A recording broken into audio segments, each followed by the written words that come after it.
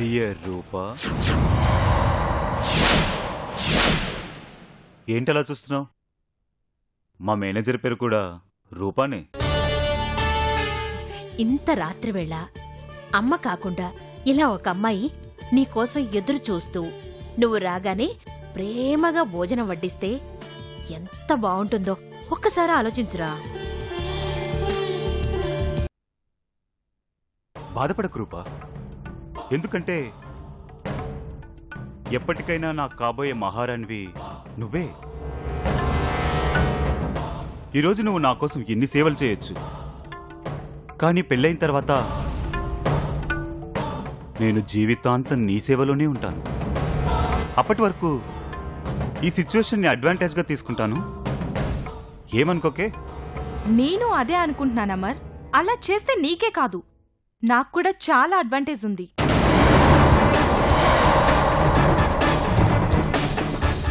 ఎలా అనుకుంటున్నావా? చెప్తాను, నీకు కూడా టైంపాస్ అవ్వాలి కదా.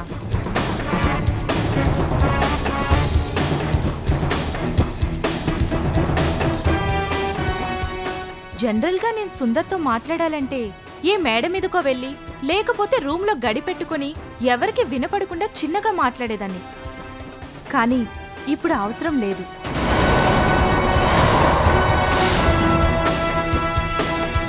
నేనెప్పుడు మాట్లాడాలనుకున్నా డైరెక్ట్గా నీ రూమ్కే వచ్చి నీ ముందే కూర్చొని నా సుందర్తో చాలా రొమాంటిక్గా మాట్లాడుకునే అవకాశం దొరికింది. ఎలా అనుకుంటున్నావా? ఇలా.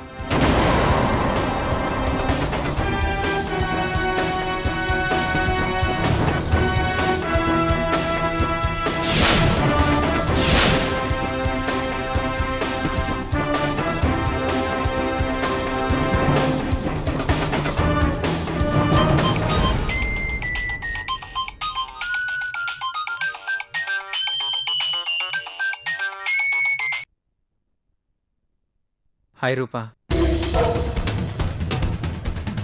హాయ్ సుందర్.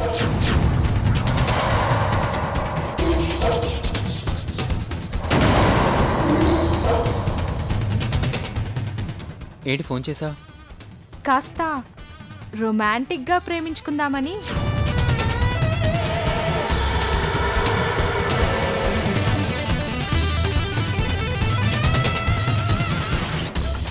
ఫోన్లో ప్రేమ చాలా బాగుంటుంది సుందర్. లవర్స్ అందరూ ఇలా ఫోన్లో గంటలు గంటలు సరదాగా మాట్లాడుకుంటూ ప్రేమించుకుంటుంటారు కదా. మనం అలా చేయడమే లేదు.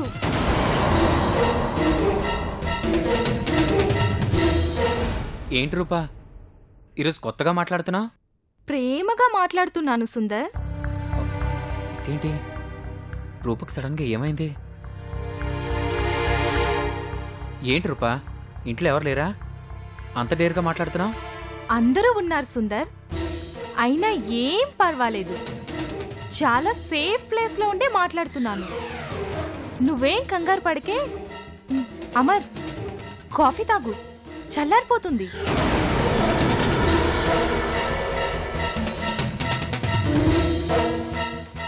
ఇంకా ఏంటి సుందర్ విశేషాలు? నిన్న నైట్ నీకు నిద్ర పట్టిందా?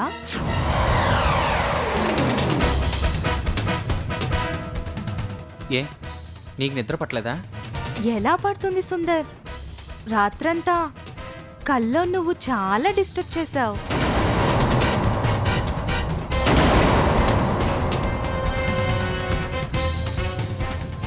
మనం కలిసి సినిమాకి వెళ్ళామంట, తరువాత కలిసి డిన్నర్ చేశామంట.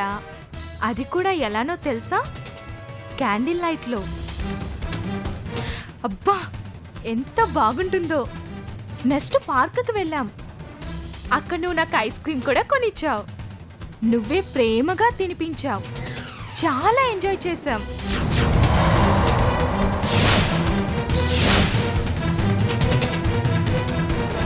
నిజంగానా? నిజం సుందర్. రూపా, నీకేమైంది? సడన్గా ఎంత రొమాంటిక్ మూడ్కెళ్ళావు? లవర్స్ అన్న తర్వాత ఆ మాత్రం మూడ్ మెయింటైన్ చేయకపోతే ఎలా? ఎప్పుడూ ఒకేలా ఉంటే ఆ లవ్ హ్యాండిక్యాప్డ్ లవ్ లా ఉంటుంది. లవ్ని పరిగెత్తించాలి సుందర్, వీల్ చైర్లో కూర్చోపెట్టి నెట్టకూడదు.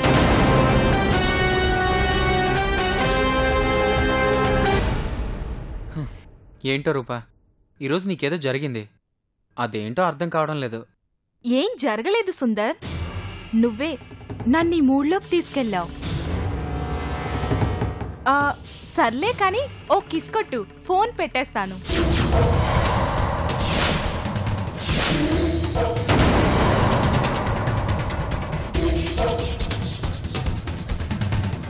ముద్దివ్వాలా?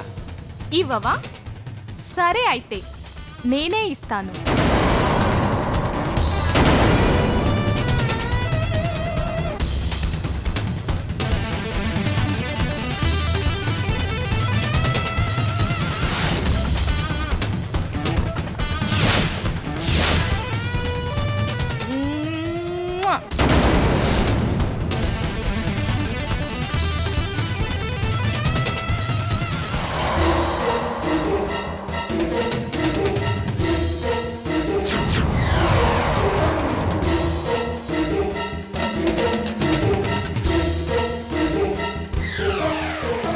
బాయ్ సుందర్, ఉంటాను. రూపా, ఫోన్ చేసింది, కట్ చేసేసింది. ఏమైంది రూపకి?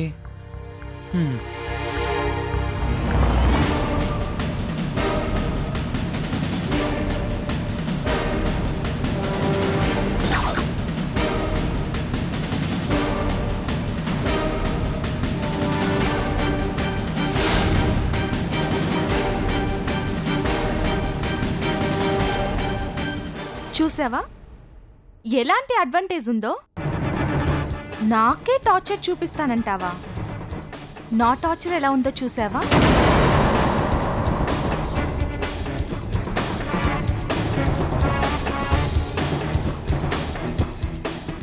మర్యాదగా నీ అంతటి నువ్వే ఇక్కడి నుంచి బ్యాగ్ సర్దే, లేకపోతే ఇలాగే నిన్ను టార్చర్ చేస్తాను. వస్తానమర్.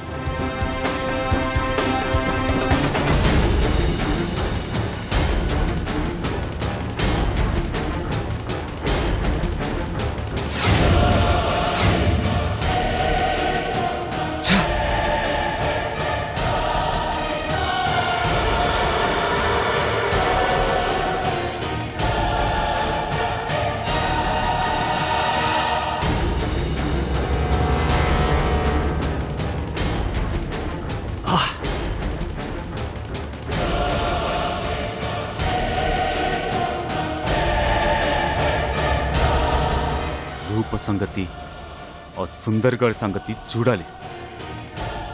సే రూపా, ఇంకా ముందు ముందు చెప్తానే నీ సంగతి.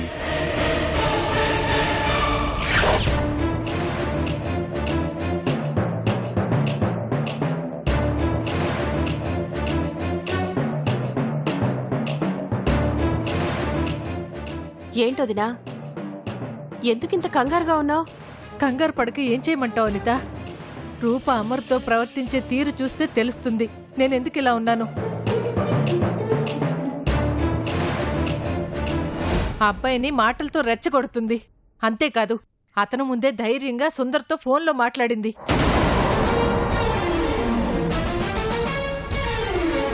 సుందర్తో మాట్లాడిందా? అంటే రూప సుందర్ని ప్రేమిస్తున్న విషయం అమర్కి తెలిసిపోయిందా? రూప అతను ముందు అంత ధైర్యంగా సుందర్కి ఫోన్ చేసి మాట్లాడింది అంటే అమర్కి విషయం తెలిసే ఉంటుంది. మరి తెలిసి కూడా అమర్ ఎందుకు ఏం మాట్లాడకుండా ఉన్నాడో అర్థం కావడం లేదు. ఏది ఏమైనా రూప అతనితో అలా ప్రవర్తించడం మంచిది కాదు. ఇవాళ నేను చూశాను కాబట్టి సరిపోయింది. అలా కాకుండా ఇంకెవరి కంట్లోనైనా పడుంటే తన ప్రేమ విషయం బయటపడే ప్రమాదం ఉంది. అవునదినా, రూప ప్రేమ గురించి ఇంట్లో వాళ్ళకి తెలిసిందంటే మాత్రం గందరగోళం అవుతుంది. అలా జరగకూడదు. రూపకి ఎలాగైనా నచ్చ చెప్పాలి.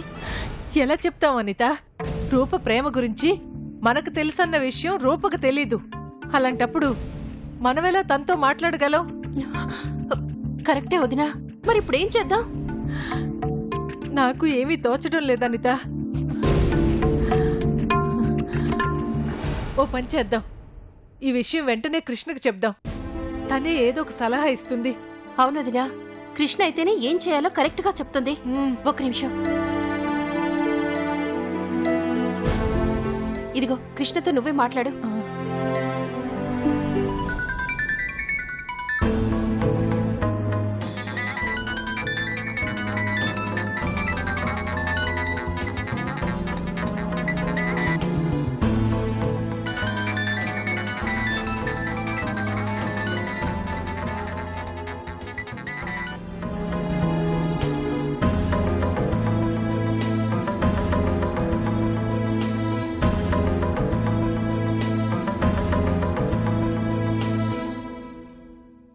హలో అత్తయ్య, బావున్నారా? నేను బానే ఉన్నానులే. కానీ ఏంటత్తయ్య అదోలా మాట్లాడుతున్నావు? ఏం జరిగింది? ఏం చెప్పమంటావు కృష్ణ? రూప అమర్తో చాలా దురుసుగా ప్రవర్తిస్తుంది. అతను ముందే కూర్చుని సుందర్కి ఫోన్ చేసి ప్రేమగా మాట్లాడుతుంది.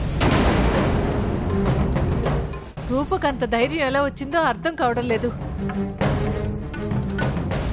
ఆశ్చర్యం ఏమిటంటే రూప సుందర్తో అలా మాట్లాడుతున్నా అమర్ ఏమీ అనకుండా మౌనంగా చూస్తూ ఉన్నాడే కాని రూపను మాత్రం ప్రశ్నించడం లేదు.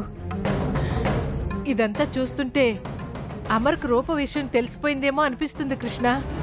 అవునత్తయ్య, అమర్కు ఆ విషయం ఎప్పుడో తెలుసు. ఎప్పుడో తెలుసా?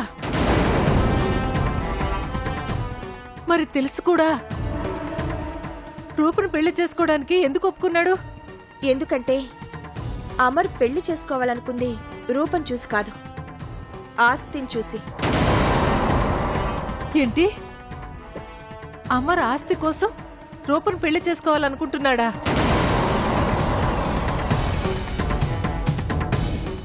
అవునత్తయ్య, అందుకే రూప లవ్ మ్యాటర్ తెలిసిన వెంటనే ఆ విషయం అందరితో చెప్పకుండా వెళ్లి సుందర్ని కొట్టి వార్నింగ్ ఇచ్చాడు.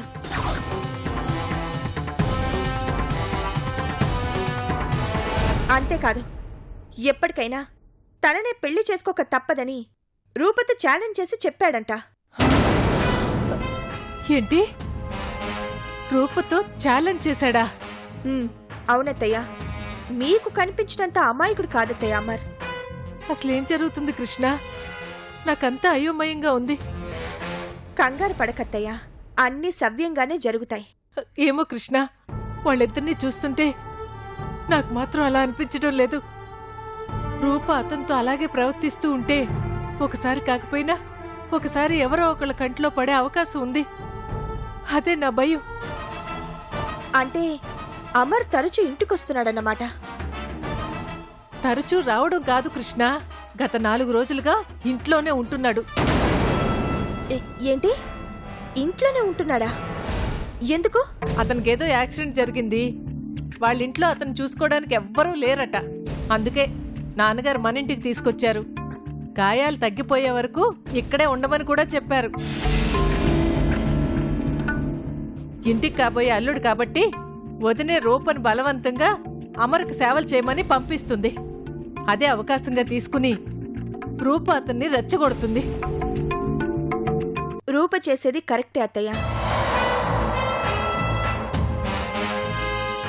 ఎందుకంటే రూప ఏమాత్రం భయపడినా అతను రూపని ఇంకా భయపెట్టడానికి ప్రయత్నిస్తాడు. అతను ఏం చెప్తే అది వినేలా చేసుకుంటాడు. రూప అతనికి ఎదురు తిరిగితేనే అతను మౌనంగా ఉంటాడు. ప్రస్తుతానికి మనకు కావాల్సింది కూడా అదే. ఏమిటో కృష్ణ, ఇది ఎక్కడి దాకా వెళ్తుందో అర్థం కావడం లేదు. అతనేమో గాయాలు మానే వరకు ఇంటి నుంచి వెళ్లేలా లేడు. రూపం చూస్తే మౌనంగా ఊరుకునేలా లేదు. దీనివల్ల రూప ప్రేమ విషయం ఎక్కడ బయటపడుతుందో అని భయంగా ఉంది. నీ భయం పోవాలంటే ముందు అమర్ ఆ ఇంట్లో నుంచి వెళ్ళిపోవాలి. నాకు కాస్త టైం ఇవ్వండి అత్తయ్య. అతన్ని అక్కడి నుంచి ఎలా పంపించాలో నేను ఆలోచిస్తాను. ఏదో ఒకటి చెయ్యి కృష్ణ. నాకు చెప్పావుగా, ఇక నేను చూసుకుంటాను. నువ్వు నిశ్చింతగా ఉండు. సరే కృష్ణ, ఉంటాను. సరే.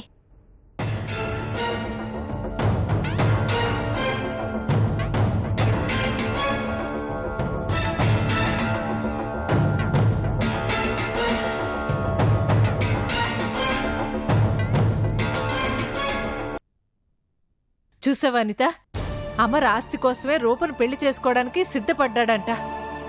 అర్థమైంది వదినా. కానీ ఇప్పుడు ఈ సమస్యని ఎలా ఎదుర్కోగలం? తెలిసి కూడా మనం ఏం చేయలేకపోతున్నాం. ఏం చేసినా కృష్ణే చెయ్యాలి. తన మీద నమ్మకం పెట్టుకోవడం తప్ప మనమేమీ చేయలేం.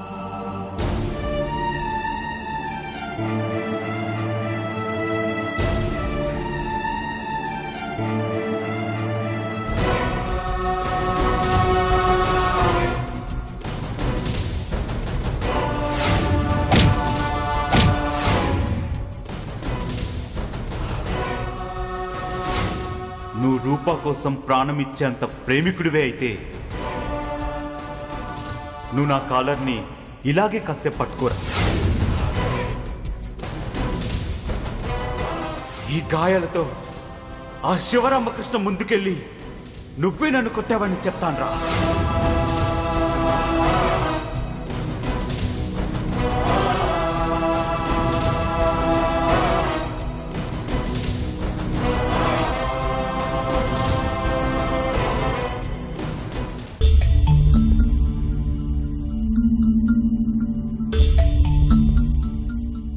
ఏంటి సుందర్, అంతలా ఆలోచిస్తున్నా?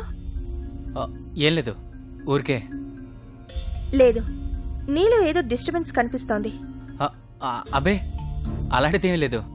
నువ్వు నిజం దాచాలని చూసినా నువ్వు అబద్ధం చెప్తున్నావని నీ కళ్ళు చెప్తున్నాయి.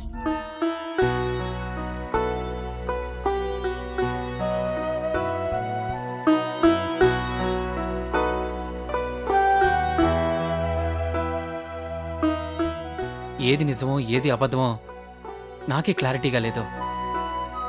ఇంక మీకేం చెప్పగలనా? ఏమైంది సుందర్, ఎందుకలా మాట్లాడుతున్నా? నాకు అమర్కి మళ్ళీ గొడవ జరిగింది.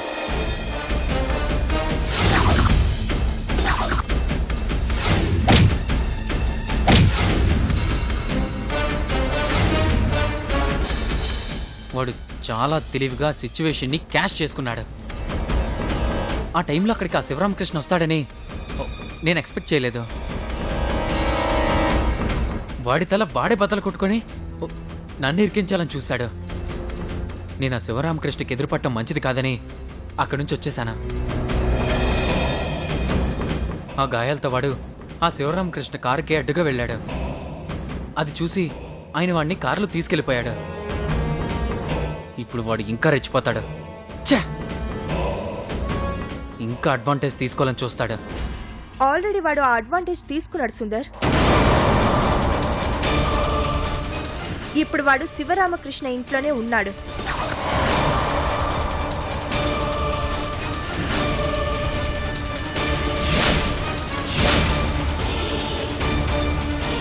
వాడు అక్కడున్నాడని నీకెలా తెలుసు?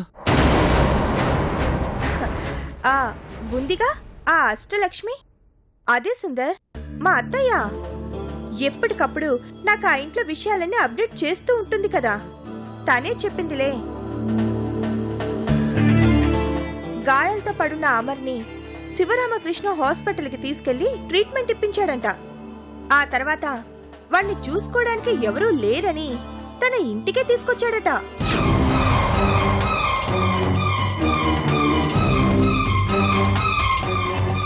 ఓ, అయితే అమర్ అక్కడున్నాడు కాబట్టే ఇందాక రూప నాతో అలా మాట్లాడిందా? రూప నీకు ఫోన్ చేసిందా? చేయడమే కాదు, చాలా వింతగా మాట్లాడింది. రూపకు నా మీదున్న ప్రేమని తనెప్పుడు కళ్ళతోనే ఎక్స్ప్రెస్ చేసేది. కానీ ఈరోజు కావాలనే మాటల్లో చెప్పినట్లు అనిపించింది. తను ఎందుకు అలా మాట్లాడిందో అప్పుడు నాకు అర్థం కాలేదు. ఇప్పుడు తెలుస్తుంది. ఓ అమరగాడు రూపని మళ్ళీ రెచ్చగొట్టుంటాడు. వాడికి రివర్స్ పంచ్ ఇవ్వడానికే రూప వాడి ముందే నాతో అలా మాట్లాడినట్టుంది. పర్వాలేదు, అవసరం వస్తే రూప ఎదురు తిరగలదన్నమాట. కానీ ఇప్పుడున్న పరిస్థితుల్లో అది కరెక్ట్ కాదేమో అనిపిస్తుంది. ఎందుకని? రూప అమరగాడిని ఎంత రెచ్చగొడితే వాడు అంత నీచమైన ఆలోచనలు మొదలు పెడతాడు.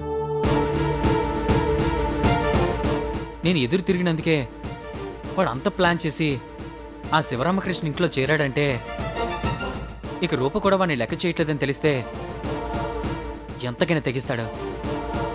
దానివల్ల ఎప్పటికైనా రూపకే ప్రమాదం. ముందు వాడిని అక్కడి నుంచి పంపించేయాలి.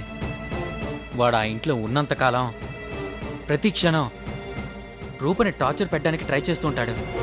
చెయ్యని. మనకు కావాల్సింది అదే కదా. అమర్ రూపని ఎంత టార్చర్ పెడితే వాడి మీద అసహ్యంతో రూపనికు అంత దగ్గరవుతుంది.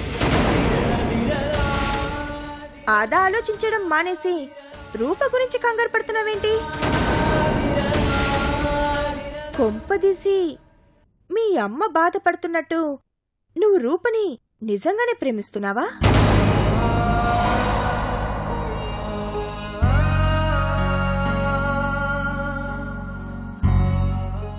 ఎందుకంత టెన్షన్ పడుతున్నావు సుందర్? టెన్షన్ కాదు, భయం. భయమా? దేనికి? ప్రేమకి.